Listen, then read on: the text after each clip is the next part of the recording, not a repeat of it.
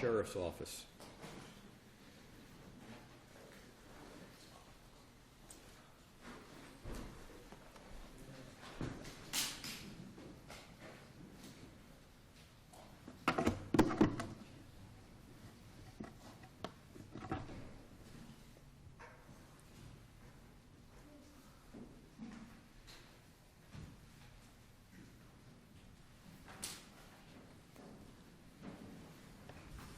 Good morning. Good morning, Your Honors. May it please the Court.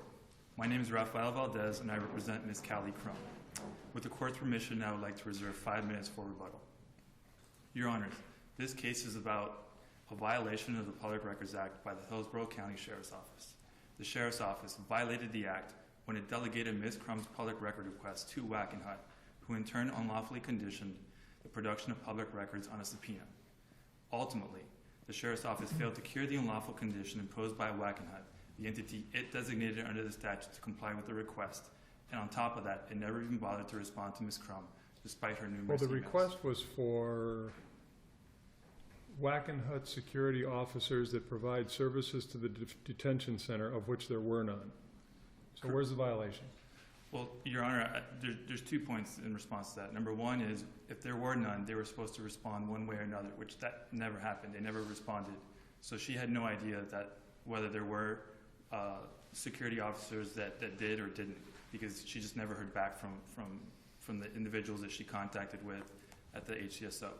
In addition, that argument that the video visitation center is not part of the detention center or not part of the jail, in my opinion, or the opinion that we've asserted in our briefs, is merely a red herring. Well, the other problem in this case is that she was asking for records from the sheriff, and the sheriff didn't have any of these records. They were all in the possession of Wackenhut, and as I read this record, the sheriff appeared to take reasonable steps to, even though this request was coming to the sheriff, to communicate with Wackenhut and say, look, they're asking for this stuff. You need to, be aware that if you have it, you got to give it to them. And there was considerable record evidence that there was follow-up, there was very responsible handling.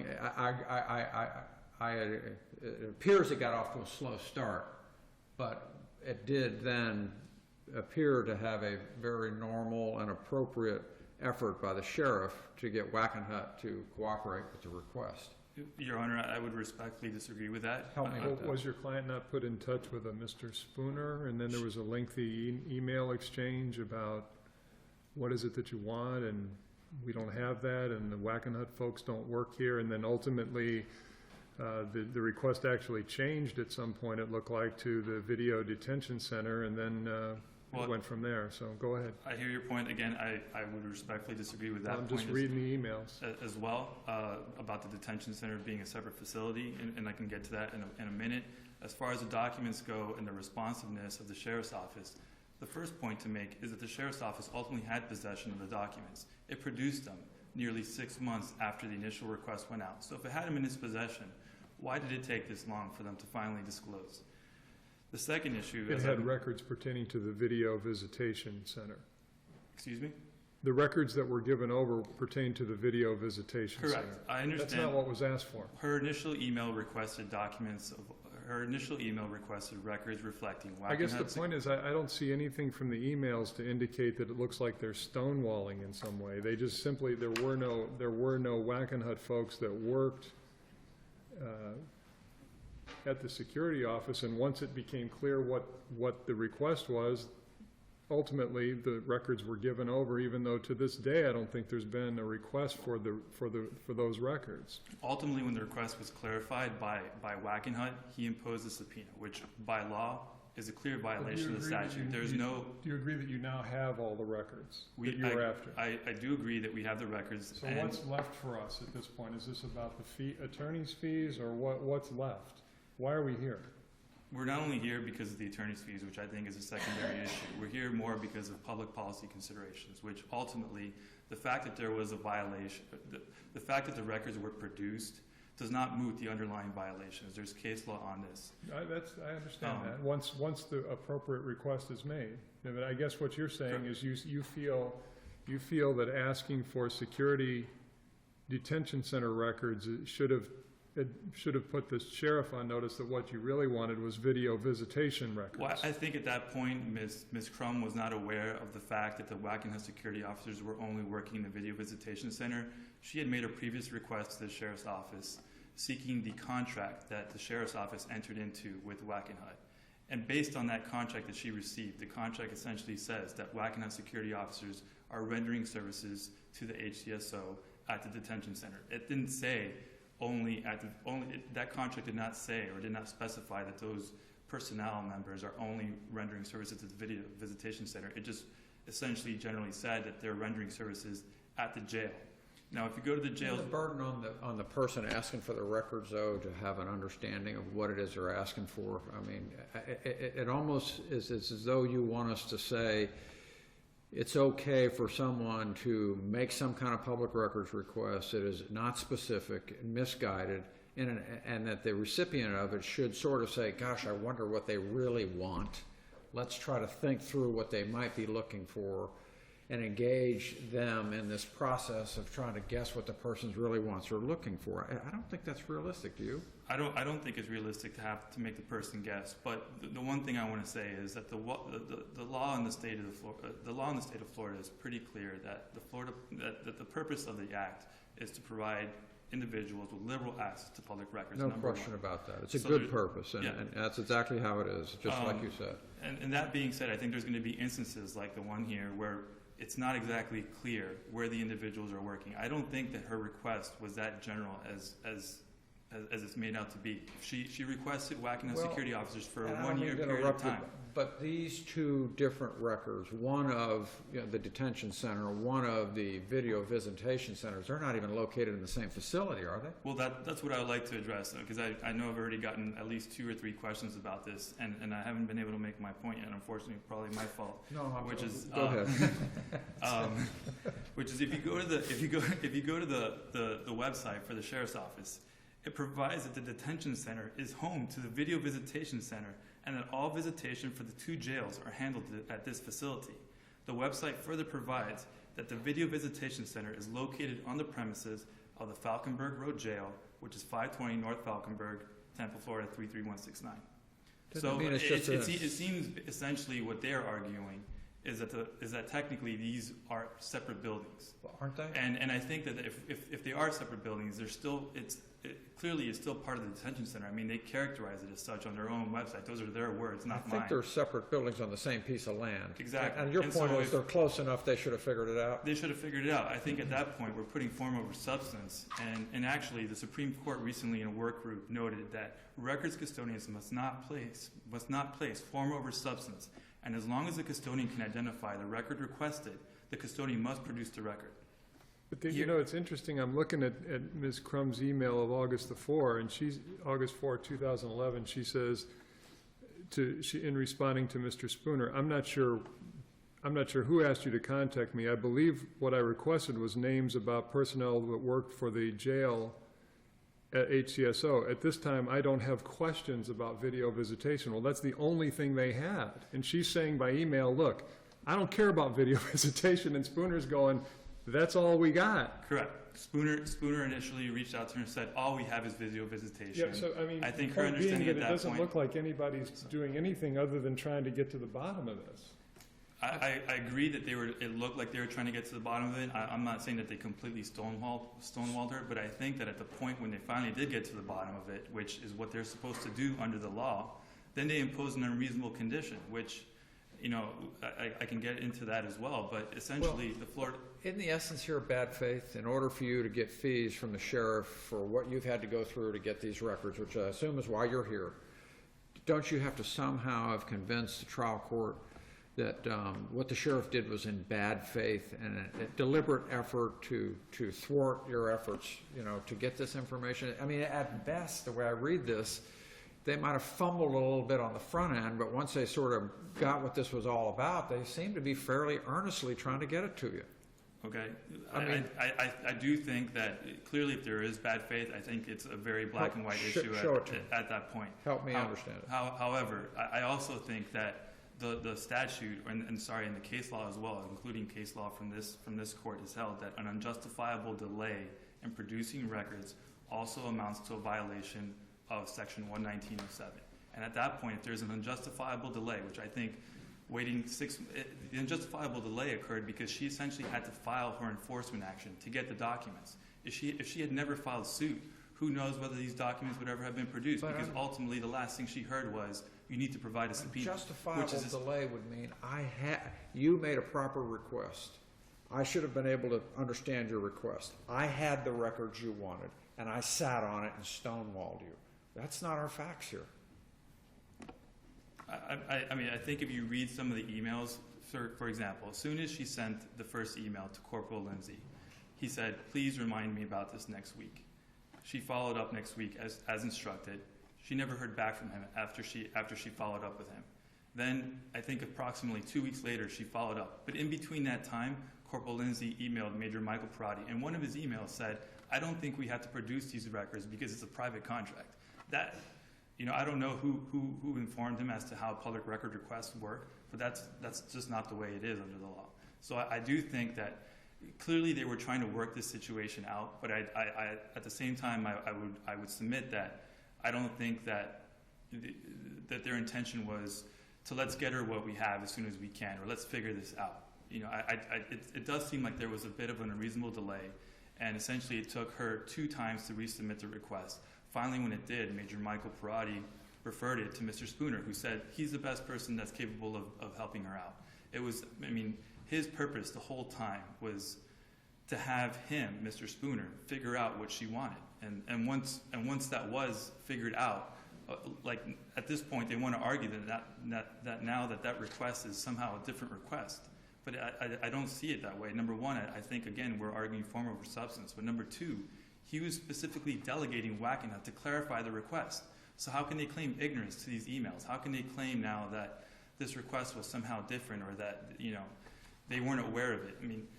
It was his instruction to Spooner to figure out what she wanted. And so once they did, I think at that point they have to comply. And they didn't. Ultimately, the condition that was imposed on her was to obtain a subpoena, which it was a nonsensical condition to begin with, because in order to obtain a subpoena, you need to have a lawsuit. And at that point, Ms. Crum didn't have a lawsuit pending against anybody. So how can she have a subpoena? How can the trial court find that was somehow a reasonable condition? I think that requires reversal, like on that fact alone.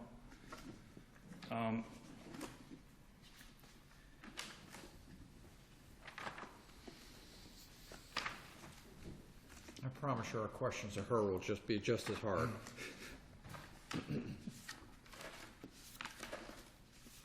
In terms of the conditions, I wanted to make one point, which is that there's no way that the statute allows for a subpoena to be imposed as a condition, and under any analysis, such a condition would be unreasonable. The Florida Supreme Court has held that reasonable conditions refer not to conditions which must be fulfilled before review is permitted, but to reasonable regulations that would permit the custodian of records to protect documents from alteration, damage, or destruction. That's from the Supreme Court case Tribune versus Canella. This language does not contemplate requiring a requester to obtain a subpoena.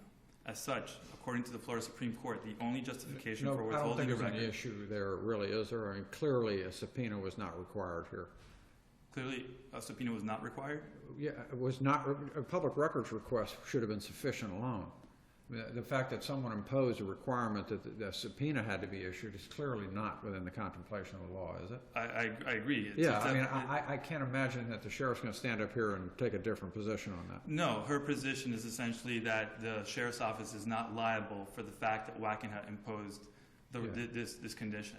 Okay. And our argument is, how can he not be liable if the sheriff's office was the entity that delegated the request to Wackenhut, which is allowed to do under the statute. But once it delegated the request to Wackenhut under the statute, which is an entity that entered into a private contractual agreement with it, it had to ensure that it was ultimately going to comply with the request. We're talking about the sheriff's office, but they've actually been dismissed from the case, haven't they? I think there was a dispute. Was there a dismissal taken against HCSO? I'm a little unclear on the procedural posture at the trial court level. I know that there was an issue between whether the sheriff's office or the sheriff in his capacity. Who are the parties to this appeal? Your client and the sheriff, right? Not, or is it HCSO? I believe it's HCSO, Your Honor. I think it may be the other way around. Yeah, I think so too. Okay. We'll ask your. Okay. Again, in the absence of, the only reason that a public record cannot be disclosed is for a statutory exemption. There was never a statutory exemption here. There was never one asserted. They never told Ms. Crum that that was the reason why she was not able to obtain any documents. You're getting at your 5-minute rebuttal time. Okay, I'll just take one more minute, Your Honor. Again, I think the main reason here or I think one of the main disputes here is that the Sheriff's Office is attempting to shield itself from liability by alleging that it never attempted to delegate the request to Ms. Crum and that it had nothing to do with the improper conditions imposed on her by Mr. Spooner. They claim that they're only trying to help her, that they actually never really, in fact, delegated the request to Wackenhut. This is not true. During the evidentiary hearing, its own witness, Major Michael Perotti, repeatedly testified that he forwarded Ms. Crum's request to Mr. Spooner and that he directed him to follow up with her and get her what she wanted, not to impose an unreasonable condition. He further testified, "I directed Bob, find out exactly what it is she wants, take care of it, and get them what they need. If there is a problem, let me know.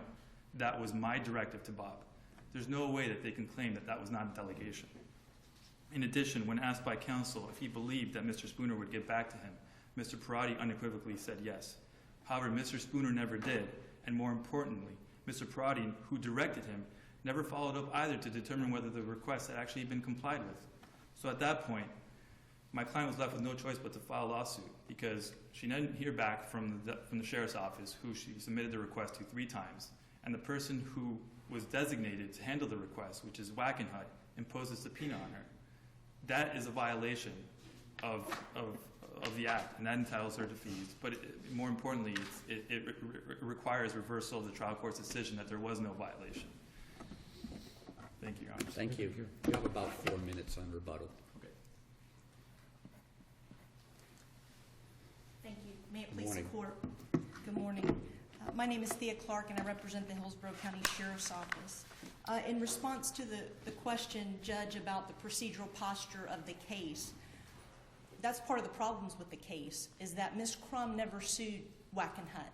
The only party ever to this lawsuit was the Hillsborough County Sheriff's Office.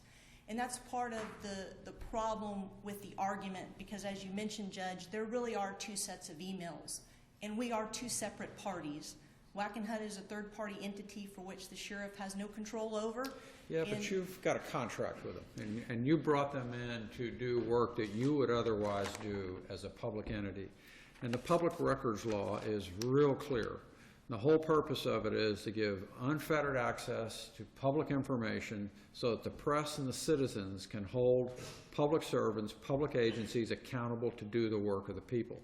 And so when someone asks for a public records request, the only response you have is, if it falls within the requirements of the law, you give it to them as fast as you can and in the best way possible. And it's difficult for you to take the position, well, gee, we contracted this out to Wackenhut. Because I got to tell you, as I read this case, I thought to myself, the sheriff should have moved heaven and earth to get Wackenhut to turn this stuff over. So help me understand that. Yes, sir. And absolutely. And here's the distinction with that.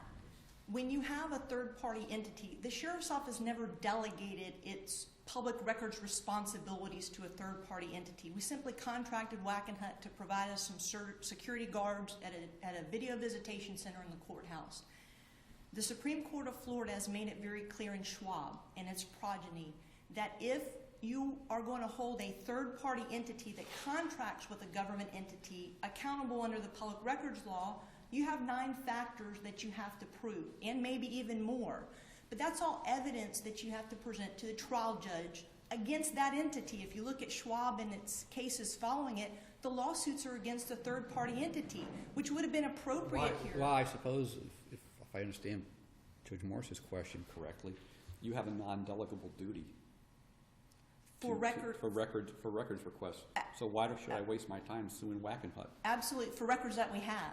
And to Judge Black's point, The public records requests that we received were those initial, I call them the July 2011 requests, and we did not have those requests.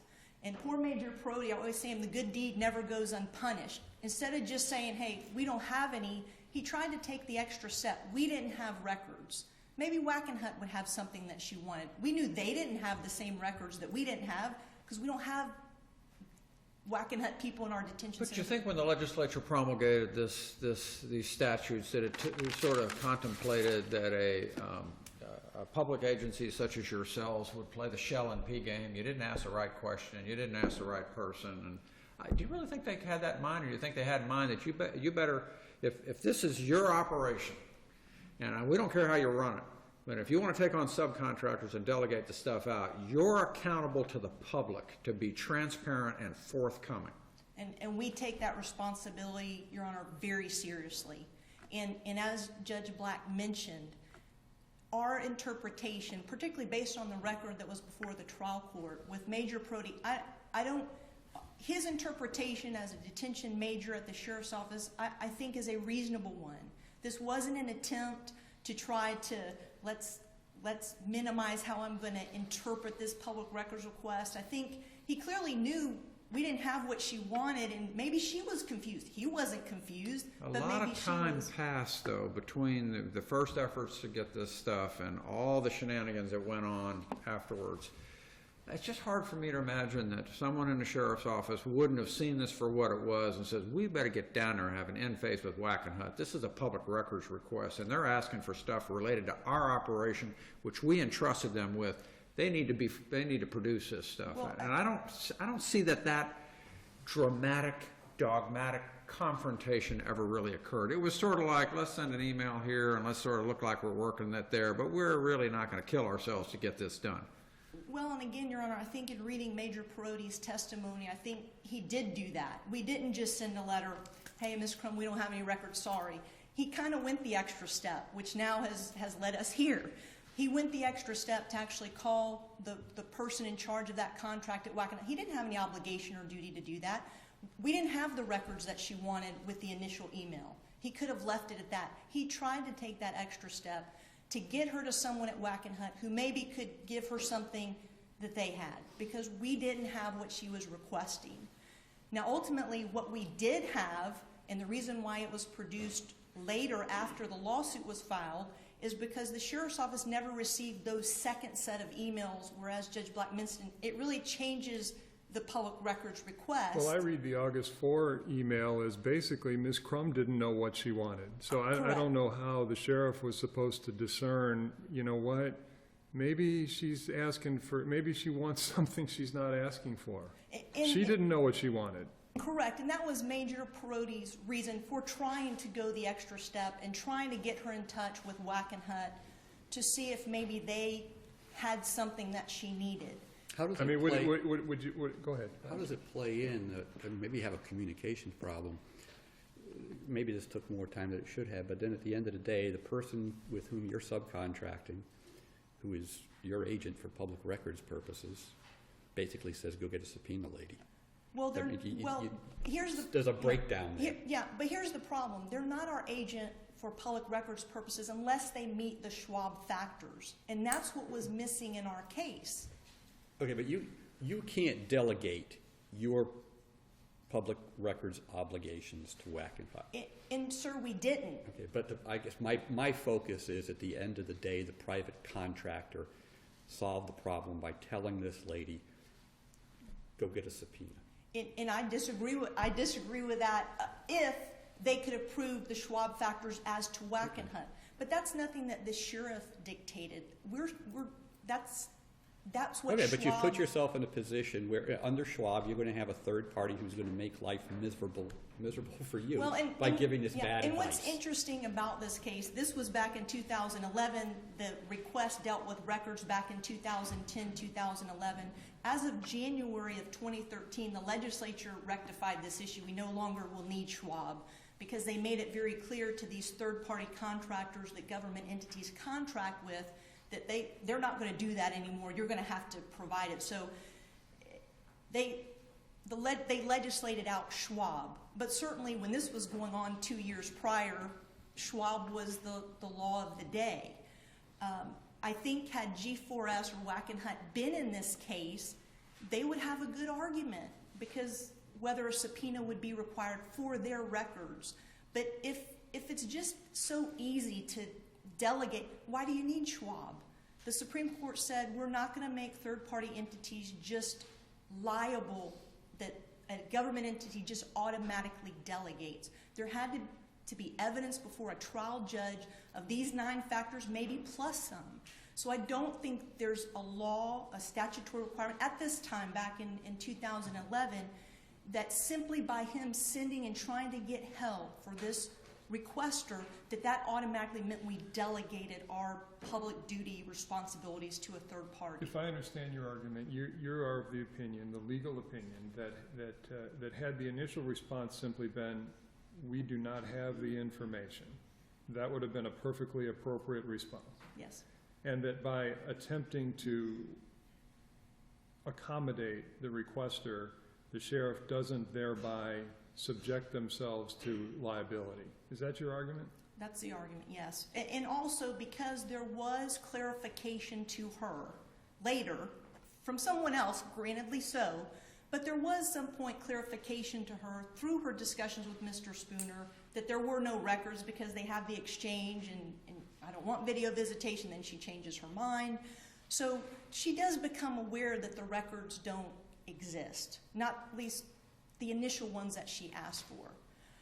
But we did make every effort, certainly when we got the lawsuit, to provide the records. We did that, you can see, within a month of obtaining it. We got the records together. I worked with the opposing counsel at least to get those to them when we saw that the request had changed. On August the 4th, when Ms. Crum emails Spooner and says that she does not have any questions about video visitation, based on your understanding of the law, would have been appropriate for Mr. Spooner at that point to say, well, we don't have any of the records you're requesting.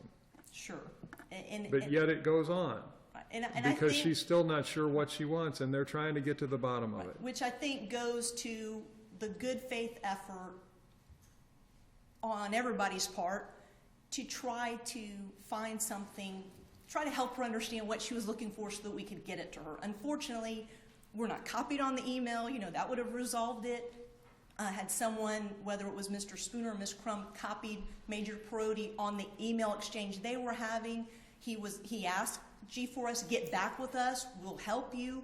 Didn't hear about it, figured it had gotten resolved, that she got the answers that she needed. I think clearly, particularly from an attorney's fee standpoint, obviously I don't think we violated the law. I think we went out of our way. I think there was very little evidence that was presented to the trial judge to prove up any violation of the Public Records Act or Is there a the bad Schwab faith Act. requirement to recover fees? I think that there is. I think certainly the court or the legislature added that unlawful language to the statute some years ago. It's not a strict liability type of attorney's fee implement there.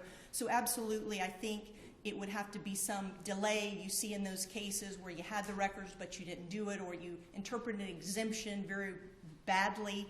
That's not the case here, as you mentioned, Judge. We just didn't have the records that she asked for. Unfortunately, we didn't get the second request until after the lawsuit had been filed. So I think there's no question that Major Perotti made a good faith basis to attempt to comply. His interpretation of her initial request certainly seemed reasonable. It was reasonable to her. She didn't want visitation, as you pointed out multiple times. So I think, to me, the attorney fee issue certainly cannot withstand. Also, just procedurally, again, from the lower court, just nothing was presented to the trial court to substantiate any of this. There was no, including fees, there was procedurally no motion for fees, nothing was done procedurally. Went to a hearing and basically input the emails and had some testimony from Major Perotti. So there's not much for you guys to review, and that wasn't much for the trial court to review to substantiate these issues. So if the court has no further questions, thank you very much for your time. Rebuttal, you have 4 minutes. 4 minutes? Yes, sir. Thank you, Your Honors. One point. First of all, the standard of review here is de novo, so you guys are entitled essentially to review all of the Was there an attorney's fee request in the complaint? there was an attorney's fees request in the complaint. What's the standard for recovery of fees? The standard for recovery of fees? Does there have to be a showing of bad faith on the part of the sheriff, or is it what is the standard? Or if you win, you get the fees, what is the standard? Well, essentially, one second, Your Honor. The attorney fee provision of Section 119 specifically says that if a civil action is filed against an agency to enforce the provisions of this chapter, and if the court determines that such agency unlawfully refused to permit a public record to be inspected, the court shall assess and award fees and costs. So essentially, if there is no bad faith requirement within the statute. The requirement's an unlawful refusal to allow inspection. Correct. And numerous courts have interpreted that unlawful refusal to be an unjustifiable delay, which there was. As to one of the points you made, Your Honor, about Ms. Crum not knowing what she wanted, again, I want to make a counterpoint to that, because I was looking at the initial emails, and she said, first, a little bit of history here. Ms. Crum had requested already the contract that Wackenhut had entered into with the Hillsborough County Sheriff's Office. So there was already a relationship between her and Corporal Lindsay. These individuals knew each other, and that is made clear in the communications between Corporal Lindsay and Major Michael Parati. The email specifically says, I would like to request the names of the Wackenhut security officers that have provided services at the detention center for HCSO between April 1st, 2010 and April 1st, 2011. Now, the reason she requested those documents is because she was provided with a contract. And that contract specifically says, the contractor shall furnish or perform security services security services described in Schedule A attached here too, and that contract is, of course, between the HCSO and Wackenhut. So I think that the request was reasonable. The contract itself is not very clear as to where those services are being provided. The fact that she made her request in a general manner and it said, I would like to request the names of all officers that provide services, at that point, it could have clarified the request the same way Mr. Spooner did. I mean, what's to say that Mr. Parodi over here couldn't have asked the same exact questions? I mean, all it would have taken was one email. And essentially, that's what he was required to do under the statute. Again, a reasonable, under the statute, they're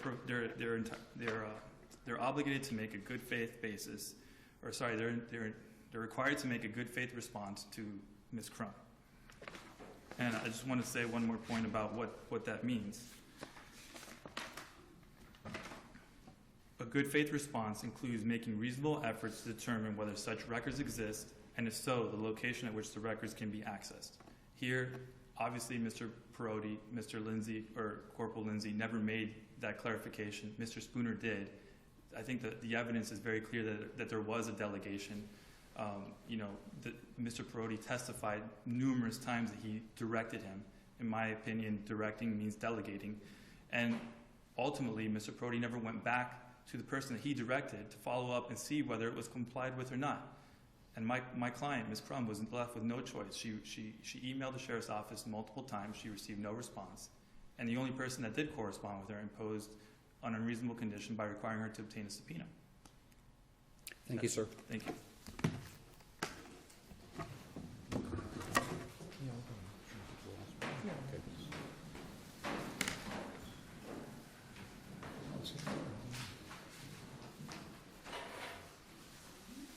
Our last case this morning is Barton versus Stratton.